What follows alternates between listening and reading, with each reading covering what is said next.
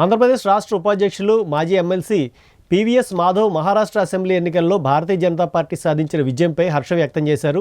ఈ సందర్భంగా విజయం సాధించిన శాసనసభ్యులకు శుభాకాంక్షలు తెలియజేసి మహారాష్ట్ర ప్రజలు చూపిన విశ్వాసానికి కృతజ్ఞతలు తెలిపారు. ప్రజల విశ్వాసంతో ఇచ్చిన ఈ చారిత్రాత్మక తీర్పు భారతదేశం అభివృద్ధి పదంలో ముందంజ వేస్తుందనే నమ్మకానికి సంకేతమని మాధవ్ అభిప్రాయపడ్డారు. ప్రపంచ దేశాల్లో భారతదేశాన్ని ముందు వరుసలో నిలిపిన ప్రధాని మోదీ నాయకత్వానికి ఈ విజయమే నిదర్శనమని ఆయన పేర్కొన్నారు. అదేవిధంగా ఎన్నికల ప్రచారంలో తనతో కలిసి కీలక పాత్ర పోషించిన ఆంధ్రప్రదేశ్ ఉప ముఖ్యమంత్రి కొణిదెల పవన్ కళ్యాణ్, రాష్ట్ర వైద్య ఆరోగ్య శాఖ మంత్రి సత్యకుమార్ మరియు బీజేపీ ముఖ్య నేతలకు ప్రత్యేక ధన్యవాదాలు తెలియజేశారు.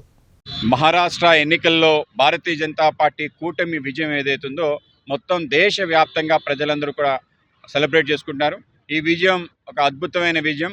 ముఖ్యంగా ముంబై ఫైనాన్షియల్ క్యాపిటల్ ఆఫ్ ఇండియాగా ఉంది. దాని యొక్క ప్రభావం దేశవ్యాప్తంగా ఉంటుంది. ఒక స్థిరమైన ప్రభుత్వాన్ని తీసుకురావడంలో దేవేంద్ర ఫడ్నవీస్ గారి నేతృత్వంలో మహాయుతి అద్భుత విజయాన్ని సాధించింది. ఎప్పుడూ లేని విధంగా మొత్తం 2/3 మెజార్టీ రావటం ఏదైతుందో ఇది కూడా అద్భుతం. భారతీయ జనతా పార్టీ తనంతట తానుగా 130 సీట్లు రావటం, అలాగే మొత్తం ఆ కూటమి 223 సీట్లు రావటం ఏదైతుందో ఇది నిజంగానే అద్భుతం. ఈరోజు భారతీయ జనతా పార్టీ ఏవైతే పథకాలు ప్రజల్లోకి వెళ్ళిందో గ్రామీణ పేద బడుగు వర్గాల యొక్క సంక్షేమాన్ని ఆలోచన చేసే అనేక ఆలోచనలు వాళ్ళ ప్రజలు పట్టం కట్టారని భావిస్తున్నాం. మరాఠ్వాడా కానీ, విదర్భ ప్రాంతం కానీ, కొంకణ్ ప్రాంతంలో ఇవాళ ఒక అద్భుత విజయాన్ని సాధించాం. ముంబై మిగతా ప్రాంతాల్లో ఎప్పుడు కూడా విజయం సాధించే భారతీయ జనతా పార్టీకి ఇవాళ సంపూర్ణ విజయం మహారాష్ట్రలో రావటం, ముఖ్యంగా నరేంద్ర మోడీ గారి నేతృత్వంలో కేంద్రం యొక్క ప్రభుత్వం యొక్క పనితీరు, అలాగే అమిత్ షా గారి యొక్క చతురత, ముఖ్యం భూపేందర్ యాదవ్ గారు లాంటి వాళ్ళు దానికి మహారాష్ట్రకి ప్రాతినిధ్యం ముందుకు తీసుకెళ్ళటం, దేవేంద్ర ఫడ్నవీస్, ఏకనాథ్ షిండే, అజిత్ పవార్ యొక్క నేతృత్వం ఇవాళ యొక్క విజయానికి కారణం. ఈ యొక్క విజయం యొక్క ఉత్సాహాన్ని, ప్రేరణని దేశవ్యాప్తంగా తీసుకెళ్లే ప్రయత్నం చేస్తున్నాం. రాబో ఢిల్లీ ఎలక్షన్లో కూడా అద్భుత విజయం సాధించడానికి ఇది నాంది పలుకుతుందని మేము భావిస్తున్నాం.